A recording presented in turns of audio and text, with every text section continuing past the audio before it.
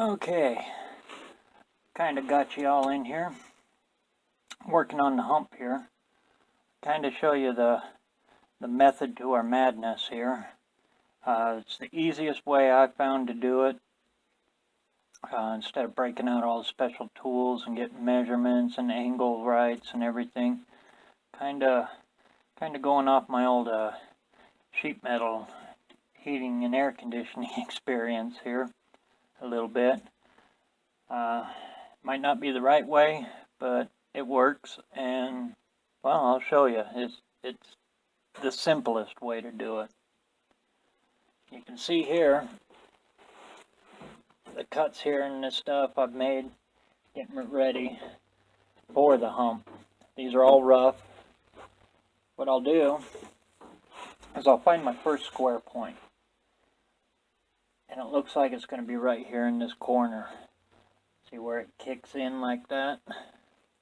I want that to come straight from there to there. I'll be using material like this. I think it's 5/8 square tubing. I'll bring it up here to my square point like that. Split the difference in her there. Get a measurement all the way down to here.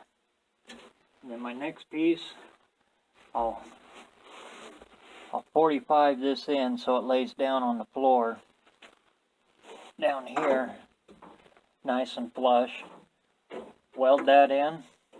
My next piece, let's see if I can move the camera here a little bit. My next piece just lays right down on the floor like that, all the way back. Let's try this again. Take two. Kind of playing with the camera here a little bit. Okay, you can see here I'm on the hump. And I got this angle here where it angles this way and then kicks and then angles and kicks all the way down to this hump right here. This hump here I got to keep in there because that's the support between the B pillars here. The door jamb for the back doors. That's the strength of the car right there. It kind of keeps the floor from moving and keeps these B pillars in place. So I can't go whittling on this much unless I tie it in and really support it. And my hump here for my drive line, I'm going to have to cut this back a little bit more, back into right about in there.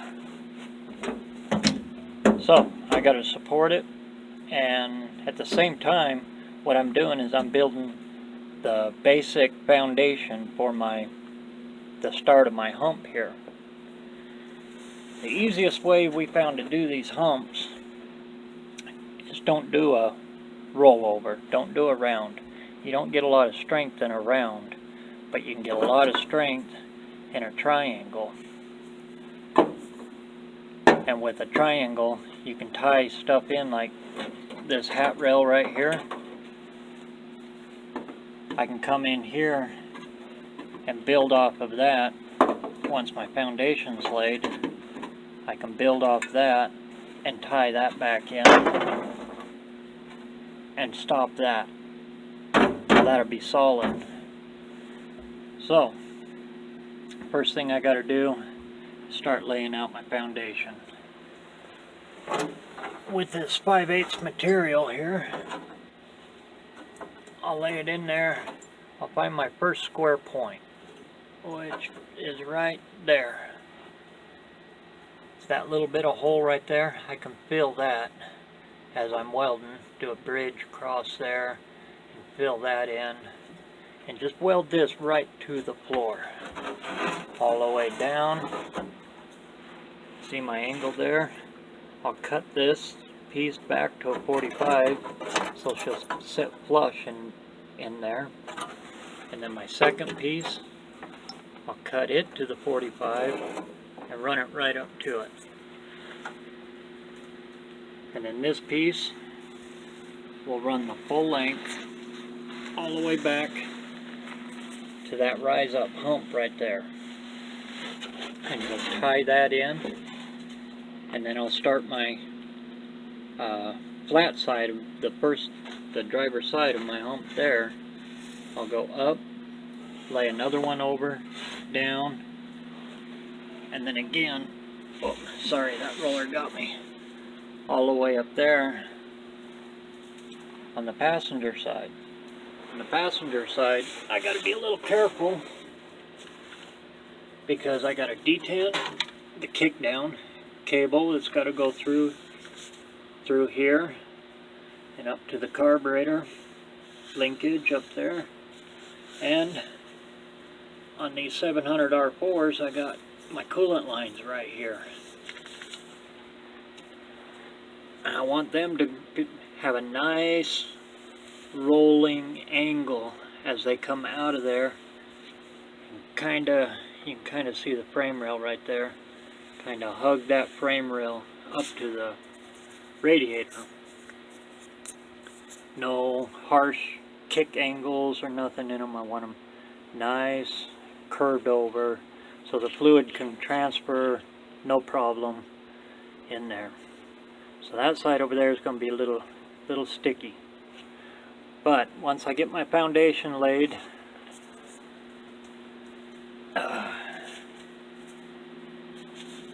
I'll have some more trim out to do in here.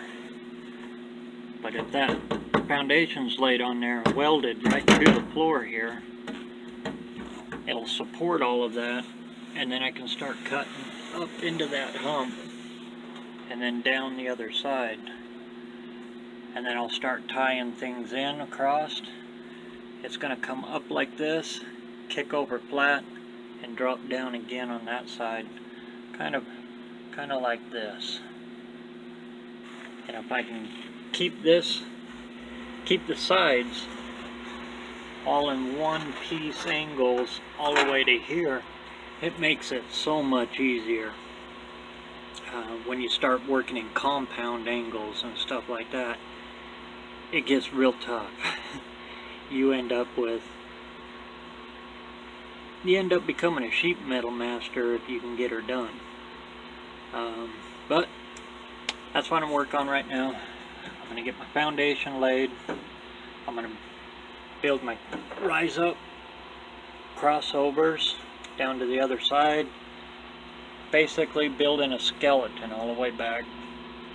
And then trim it out. I won't sheet it yet, but I'll have all my skeleton made and everything will be locked in. Because there is going to be a floor shifter sitting up on top of here. It'll be a cable shift, so I gotta kind of keep all of that stuff in mind and kind of blind do it, so everything will be skeleton until I get the shifter in, and then I'll know right where I can really lock that in. Okay, so I'm gonna get to work and get this done and give you an update as I go on this. This is one of the parts that is a lot of fun. And if you do it the KISS method, keep it simple. Keep all your angles simple. Run as much flat as you can on all of it. It comes out a lot easier in the end. Okay, so I'm going to get to work. Next update you'll see, hopefully, I'll have the foundation done and that side worked in, and we'll go from there.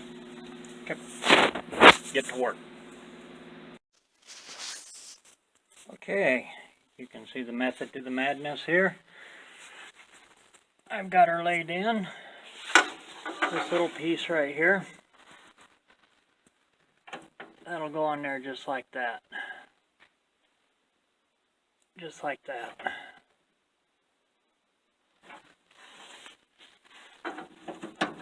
get her sit there. You see how I got it laid out, clamped in.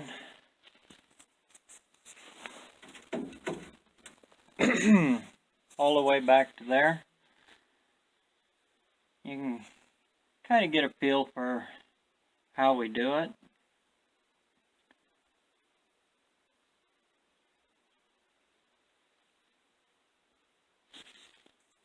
Now what I'll do is I'll just follow this all the way around. All the way around like so.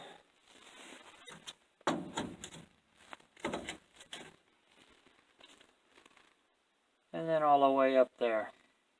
You can see I pounded that back down, bent it back into place. Up here, what I'll do is I'll bring this piece up here, and then I'll weld my connecting piece. And then whatever's hanging down below, I'll just trim that off, because I know I'm plenty in here. In fact, that's pretty close there. But when I cut it, when I put my piece here that goes across, that'll cut out some more, give me some more room. And then I'll re-weld this back in wherever.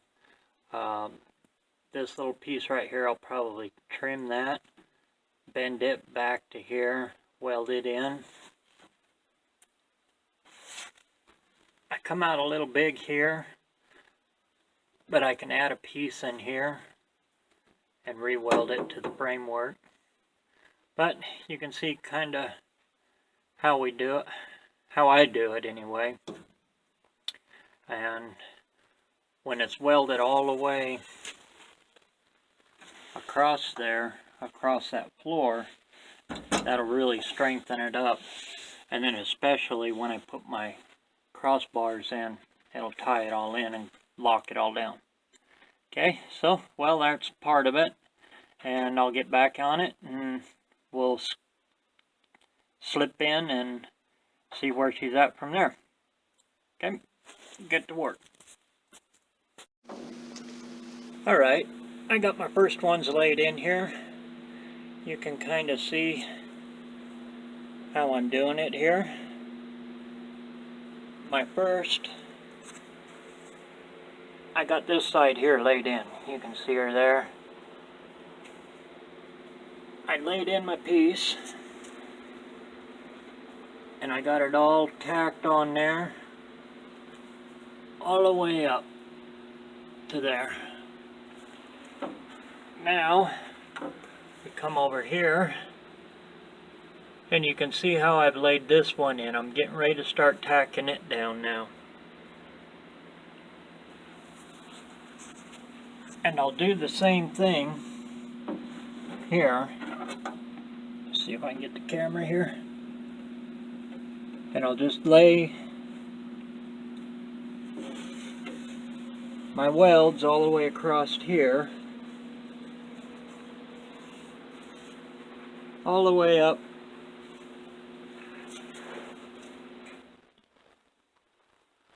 Let's see, I can put you over here.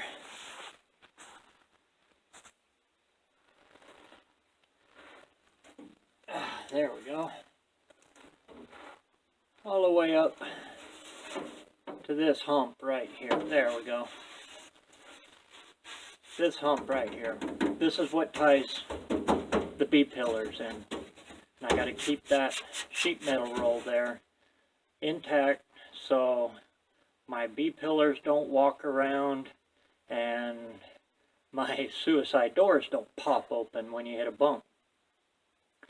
That's the real crucial thing I'm worried about over there and over here on these B-pillars is if they move or tweak a little bit, that door could pop open. And well, on suicide doors, this one over here has already done it once and it's kind of messed the door up, bent the hinge, so I got some work on that door.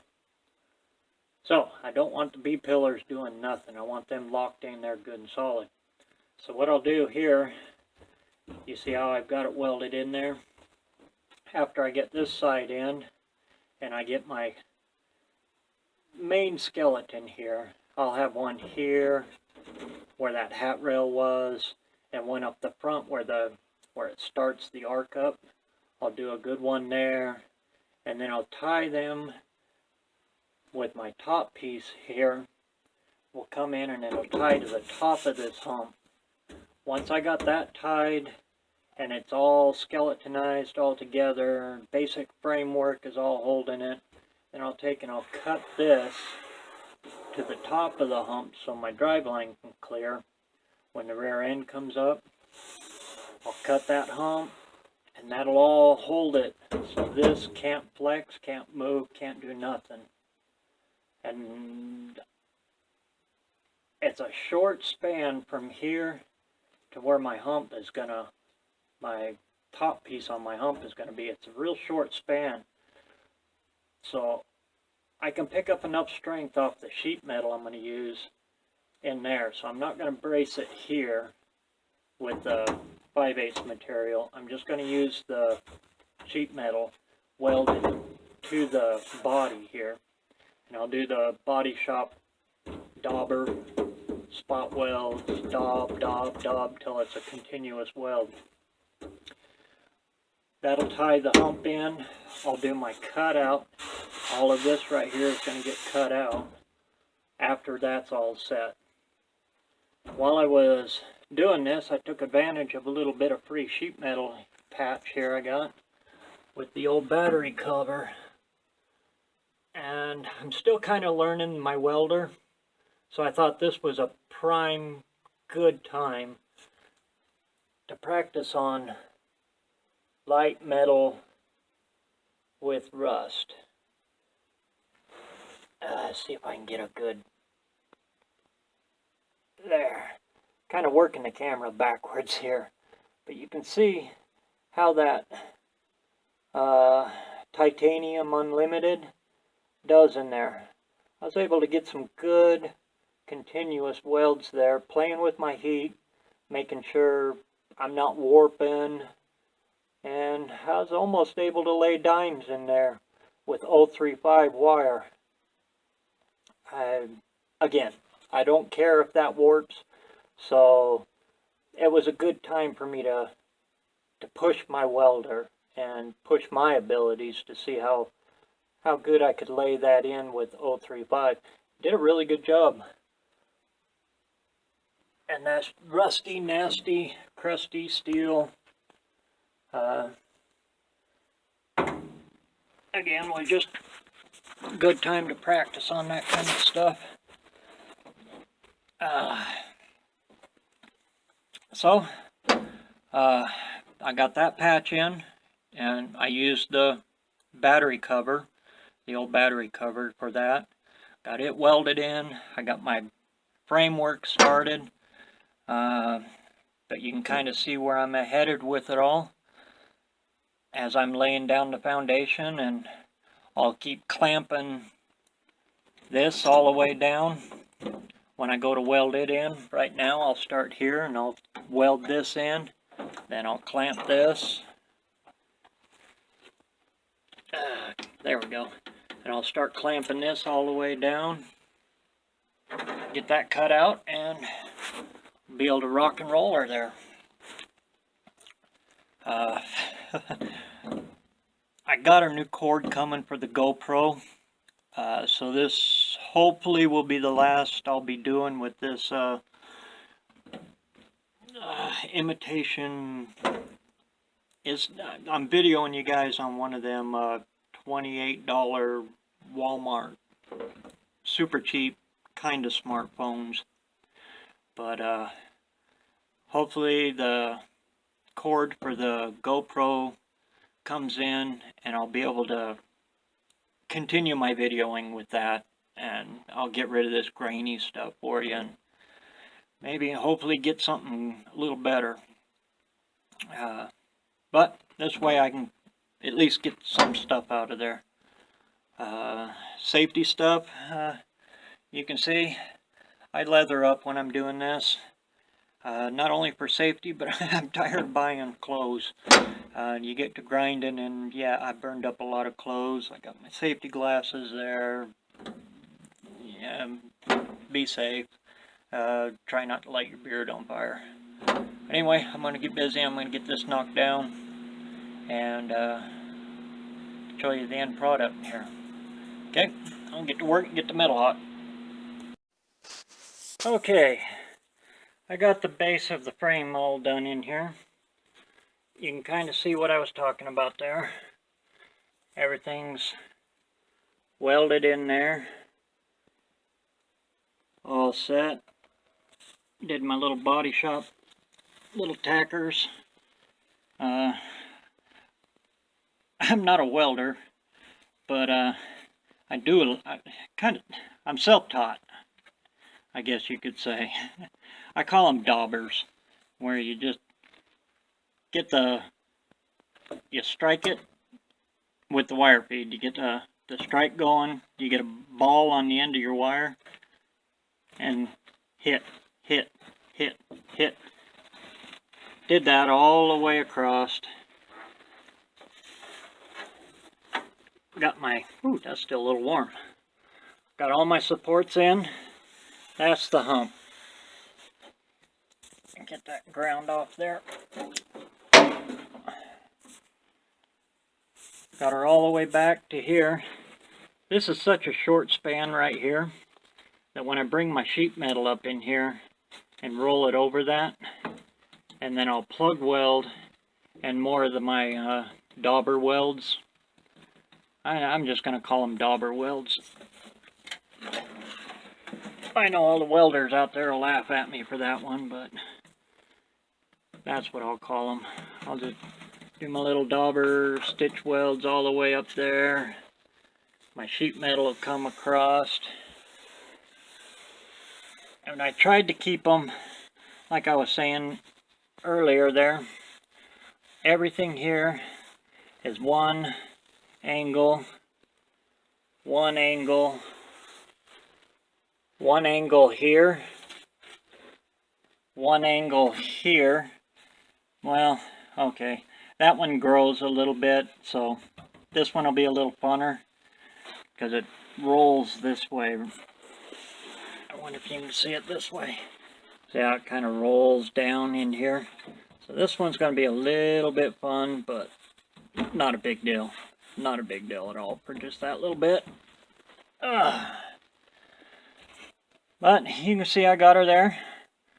Before I laid my framework in here, I took the cutoff wheel and run it across and cut all of that out on both sides.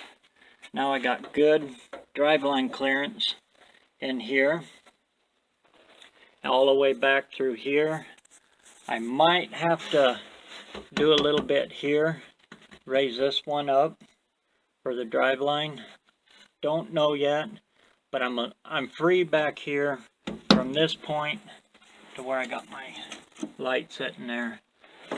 From here to here, I've got wiggle room because the back seat doesn't start until up in here. So I can fudge this up a little bit. I can bring this up if I need for my driveline clearance when the rear end comes up and down. But I got this far. For my air conditioner, I got plenty of room there. I'll move that light now. I'm going to try to get a gauge cluster console in here. Thinking maybe do a shadow box kind of deal. Enough room that I can get my hand in there easy and operate that. But kind of make maybe a console that comes down here. Or maybe come off here flat. I don't know. I'm going through a few things in my head on that. To put my gauge cluster, I want it kind of down in here where you can see it. You know, you don't really have to take your eyes too much to see it, but I'll put them down there so I can keep my dash nice and semi-original. The shifter did come in, the floor shifter. I'll build a pedestal now up my framework here to come up, so the shifter will be right up in this area here when I build off of this now. Come up in here and drop for my seat, because the seat is going to be right on that. I mean, maybe I have an 1/8 of an inch play. It's going to be real tight here. Working with a bench seat is fun with these. But got the frame in. Work for my hump. Tomorrow I'll flapper disc these all my welds here. Kind of started working these ones, but then I'll work these welds in. Then when I pull the tranny, and I still got my mock-up motor and everything in here, but when I pull the tranny and everything out, I can get in the back sides and I can get a really good strong welds on all my underneaths. I haven't done any of them yet because this has got to come out again. I'm not going to fight the torch in here trying to get in there to weld it. It's just easier to wait until that comes out. But got her this far, got this done in and set. Another milestone down. Big one. I'll set the seat in here one more time, because I know my seat edge is right here. I was using this is my guide when I had the seat in here, and I had Dad sit in it and work the pedals and everything. I watched his feet, where his feet were going to be, so I know right where, with the seat all the way back, it's still tight when you push all the way to the floor. So I know I'm good here. Probably going to be a solid locked seat. I hate doing that. I'd rather have it on sliders. But in this case, I don't know if it's going to happen. Like I said, I'm still rolling around in my noodle, trying to figure that out, but that's next come. So before I start babbling too much, kind of give you an idea there of the hump. Again, tried to keep those angles nice and no compounds. Everything's pretty much nice and flat. Might even have some room for some cup holders in there, we'll see. Okay, so that brings that one to a kind of an end. Oh, and you can see here, I can stand on that and jump on it. And this floor don't move now. I used to get a lot of wiggle woggle in here. Up here, used to get a lot. Now that this is all tied into it, I get none. All of it stopped. So I know I've tied in good. And then once this is out and I get my good bottom welds in there, everything will be locked good and solid. It's amazing how strong little material is like that when you get good angles on it. Stuff that I've learned from Dad, building sandrails and roll cages and everything. You get so much strength out of a triangle. But anyway, that's where she is. Might even throw a couple gussets here, because I know that's a hard spot. That's a critical spot. Anywhere there's a hat rail, you can see her there. Anywhere there's a hat rail, I know that's a brace. I know that's a part I got to pay attention to. And I ended up cutting 2 of them. There's another one there. That's why I put this piece up here on the top. But now it's tied good and rock solid. But I might throw in a couple little gussets, just because, like I said, I know that's a crucial part. I know this is a crucial part. But anyway, that's it for now, and I'll go back to editing and get this all together. Let's see if I can get a right here. You can kind of see it does favor the passenger side, so I lost a little bit of foot room for the passenger, but that was to make room for the coolant lines. I don't want no restrictions on any of that, but I think she'll be alright. And then of course this is all under the seat, and actually I just put floor mats in my wife's brand new Ford Edge, and I noticed on it, it's got a square hump. Everything in it is all squared off too, so hey, it's kind of modern, right? modern redneck together, yeah. But she's a hot rod because I got the metal hot, so that's a good day. Alright, so we'll get back. I'll close this up and stick all of this video stuff together and get her out there for you. Okay, well, see you tomorrow.